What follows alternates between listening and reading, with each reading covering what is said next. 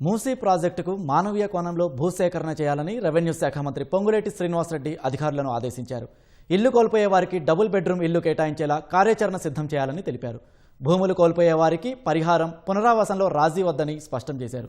మూసీ ప్రాజెక్టుకు భూసేకరణ, పునరావాసంపై సచివాలయంలో సమీక్షించిన మంత్రి పొంగులేటి పునరుజ్జీవ ప్రాజెక్టు రాష్ట్ర భవిష్యత్ అభివృద్ధిని మారుస్తుందన్నారు. హైదరాబాద్ రూపురేఖలను మార్చే చరిత్రాత్మక ప్రాజెక్టుగా నిలుస్తుందని పేర్కొన్నారు. హైదరాబాద్కి కొత్త జీవం పోసేలా, పర్యావరణ పరిరక్షణతో పాటు ప్రజల జీవన ప్రమాణాలను మెరుగుపరిచేలా ప్రాజెక్టు రూపుదిద్దుకుంటోందని మంత్రి పొంగులేటి తెలిపారు. మూసీ ప్రాజెక్టు కేవలం అభివృద్ధి కార్యక్రమం మాత్రమే కాదని భవిష్యత్ తరాలకు ఆరోగ్యకర, సురక్షిత, పర్యావరణ హిత వాతావరణాన్ని అందించడమే సంకల్పమని వివరించారు. వరద నియంత్రణ, నీటి శుద్ధి, పచ్చదనం పెంపు, రోడ్లు, పార్కులు, వాక్వేలు, వినోద కేంద్రాల ఏర్పాటుతో మూసీ పరివాహక ప్రాంతాల్ని సరికొత్త జీవన కేంద్రాలుగా మార్చే లక్ష్యంతో ప్రభుత్వం ముందుకెళ్తోందని వివరించారు.